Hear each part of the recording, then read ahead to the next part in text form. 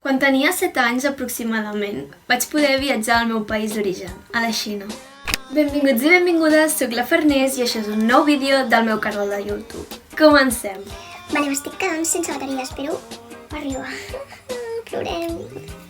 Com podeu observar, el Nadal està al caure i és per això que avui vinc amb un storytime. Per qui no sàpiga què és un storytime, és aquell vídeo, en el meu cas especial perquè no n'he fet mai cap abans, en el qual la persona que grava explica una anècdota, una experiència que ha tingut i que creu que seria interessant compartir-la. Així que espero que us agradi. El fet és que la meva germana més petita també va ser adoptada de la Xina i tant com ma germana mitjana, que tenia 4, i jo, que tenia 7 anys, vam poder viure el seu viatge de l'adopció. En aquell moment és que teníem 4 i 7 anys, o sigui, superpeques, érem uns bebès. Però, tot i així, puc recordar el viatge, o sigui, durant aquell any, el viatge és com que hi ha moltes coses sense necessitat de fotografies o de vídeos que puc recordar, o sigui, és molt màgic, molt màgic. Perquè s'ha de dir que va ser un viatge superintens, que ens vam cansar molt, però al mateix temps va ser genial. I que jo com a germana estic super agraïda d'haver-lo pogut viure. Va ser espectacular. Bueno, no m'enrotllo més i el començo a explicar, perquè per això vinc. Va durar aproximadament uns 15 dies i va ser que, bueno, malgrat alguns imprevistos, com estar-se 6 hores a l'aeroport de Barcelona. Si no és que em quedo curta. Vam arribar a Beijing. Llavors, a Beijing vam estar uns 3 dies fent turisme per la zona. Després vam agafar un vol intern fins a Nanshan, que va ser durant aquella setmana que vam estar, quan vam poder tenir a la meva germana petita en braços per primer cop.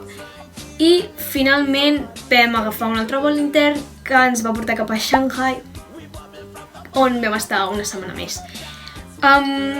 Durant aquells dies no me'n recordo l'ordre, ni quan, ni com, però vam fer un tour al turisme, com qualsevol guiri que viatja a la Xina, i vam visitar, doncs, la muralla xinesa, el Temple del Cel,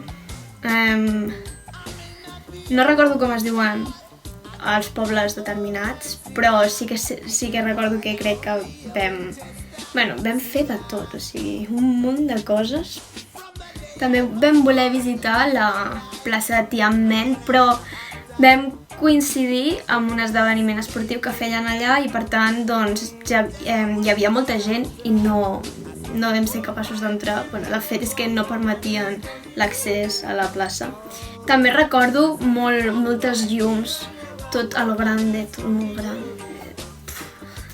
Era com que tot gegant, o sigui, tot allò que diuen que els xinesos ho fan a lo grande, ho puc verificar, perquè un tou de llums, un tou de coses, clar, jo era petita, però si hagués anat amb una mica més gran, potser m'hauria sorprès encara més. És que va ser... S'ha de dir que la part no turística, és a dir, el Undertown, també era molt maco a la seva manera, era com molt... No ho sé, que has d'estar allà per sentir-ho, no sé com explicar-ho. Era molt... Hi havia... O sigui, podies estar en un carrer superluxós i al mateix temps el carrer següent, que potser en comptes de ser un carrer quilomètric, era un carrer de 3 metres d'ample i era un cromo, canviava totalment, o sigui, era super bèstia el canvi que hi havia entre un carrer i l'altre, però tot tot junt, o sigui, espectacular. Vam visitar, crec que també, bastants museus i bé, això, el viatge es va basar en fer el turisme i fer més turisme i ser feliç, no? Que cutre. Doncs bé, crec que aquest viatge no només va ser intens, espectacular tot, una bomba d'energia, etc. Tot això. Sinó que, a més, el fet de poder viure l'adopció des de fora, sent una persona que havia estat adoptada, em va com ajudar a acabar d'entendre dubtes o, més que entendre'ls, afirmar-los, potser, algunes hipòtesis, suposicions, jo què sé, el que passava pel cap sobre l'adopció, i que pel fet de viure l'adopció d'una altra persona, de la meva germana petita, vaig poder com acabar d'entendre el meu procés d'adopció. Per tant, va ser com que em vaig conèixer una mica més a mi i va ser espectacular. Així que clar, quan em pregunten si m'agradaria fer el viatge de tornada, només vivint el viatge d'adopció de ma germana, només tenint aquesta referència, doncs sí, evidentment, o sigui, sí, rotundament. Si tingués aquesta possibilitat, doncs perquè trobo que és superinteressant i que conèixer la ciutat, el país d'on vens, és molt guai. Espero que us hagi agradat aquest vídeo.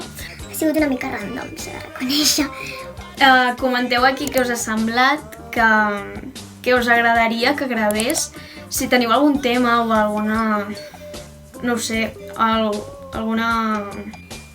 No em surten les paraules, últimament, em costa, Es nota que és final d'any, Alguna proposta, això, em podeu deixar aquí baix. Si us ha agradat, li feu like, i si no, doncs espero que en un pròxim. I això, espero, sincerament, ho dic de tot cor, penjar un vídeo abans que s'acabi l'any, però si no és el cas, feliç any 2020, bon Nadal, i tot això multiplicat per 1000. Moltes gràcies per veure el vídeo. Adeu!